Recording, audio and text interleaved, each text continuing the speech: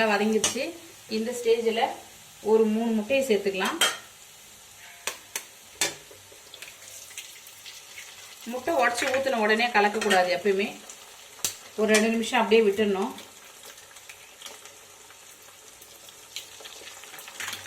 எனக்கு 3 முட்டை போதுமான அளவு நான் போட்டுக்கிறேன். உங்களுக்கு எவ்வளோ தேவையோ சேர்த்துக்கோங்க. முட்டையே போடாமலும் பண்ணலாம். இந்த இடத்துல முட்டை வேணும்னா சேர்த்துக்கோங்க, இல்லைனாக்கா முட்டையே ஸ்கிப் பண்ணிடலாம்.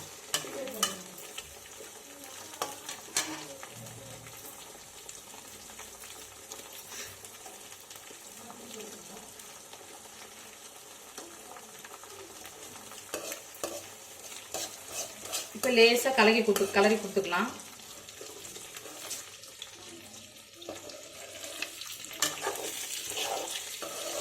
அவ்வளோதாங்க. நல்லா ஒரு முறை கலக்கி விட்டுடலாம். லேசாக முள்ள பொறுமையாக நீங்கள் நல்லா கலக்கி விட்டுக்கோங்க.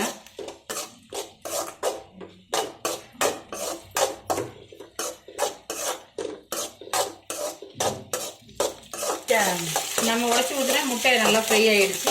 இந்த ஸ்டேஜில் இங்கே பாருங்கள், நம்ம வீட்டில் அரைச்ச மிளகாத்தூள், வெறும் மிளகாத்தூள் ஒரு சின்ன ஸ்பூனு 2 ஸ்பூனு, அதுக்கப்புறம் வந்து பார்த்திங்கன்னா சிக்கன் மசாலா 2 ஸ்பூனு, தனியாத்தூள் 2 ஸ்பூனு, கரம் மசாலா 2 ஸ்பூனு, இது 4 சேர்ந்து இதில் ஆட் பண்ணிக்கலாம்.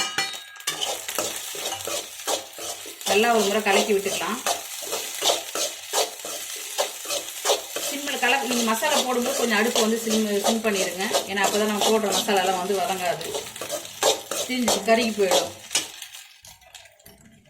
இந்த ஸ்டேஜில் நம்ம பாஸ்தாவை சேர்த்துக்கலாம். வேக வச்சுருக்கேன்.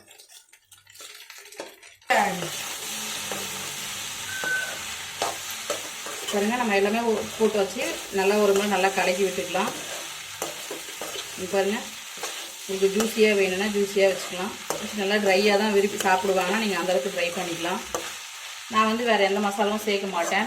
ஏன்னா டொமேட்டோ சாஸு, அதுக்கப்புறம் வந்து பார்த்தீங்கன்னாக்கா சில்லி சாஸ்லாம் போடுவாங்க, அதெல்லாம் சோயா சாஸ் இதெல்லாம் சேர்ப்பாங்க. இதெல்லாம் சேர்க்கும்போது பார்த்தீங்கன்னா குழந்தைங்களுக்கு ரொம்ப நிறைய கெமிக்கல் ஆட் பண்ணி ரொம்ப நாள் ஸ்டாக் பண்ணி ஸ்டே பண்ணுறதால அதெல்லாம் பண்ணுவாங்க. அதெல்லாம் வந்து எங்கள் வீட்டு குழந்தைங்களுக்கு நாங்கள் கொடுக்க மாட்டோம். அதெல்லாம் இந்த ஐட்டம்லாம் சேர்க்க மாட்டேன்.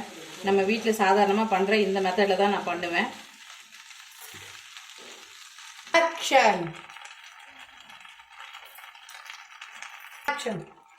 இந்த ஸ்டேஜில் கொஞ்சம் பெப்பர் சேர்த்துக்கலாம்.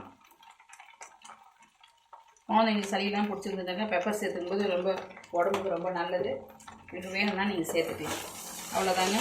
சூப்பராக மணக்க டேஸ்டான ஒரு பாஸ்தா தான் சிம்பிளாக பார்த்தாச்சு.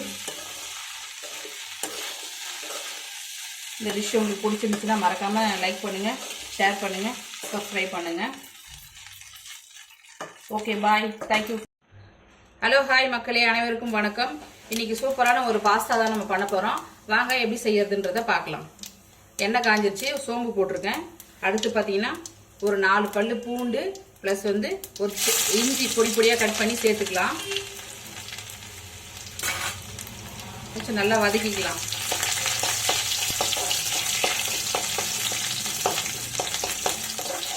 நான் சொல்கிற மெத்தடில் இதே மாதிரியே நீங்கள் செஞ்சு பாருங்கள். ரொம்ப டேஸ்ட்டாக சூப்பராக இருக்கும். ரொம்ப சிம்பிளாகவும் இருக்கும். குழந்தைங்களாம் ரொம்ப விரும்பி சாப்பிடுவாங்க. நம்ம இஞ்சும் பூண்டும் நல்லா செவந்துருச்சு. இந்த ஸ்டேஜில் ஒரு சின்ன வெங்காயம் சேர்த்துக்கலாம். ஒரு வெங்காயம் நல்லா பெரிய வெங்காயம் ஒன்று நல்லா பொடியாக கட் பண்ணி சேர்த்துக்கோங்க. இது நல்லா வதங்கட்டும்.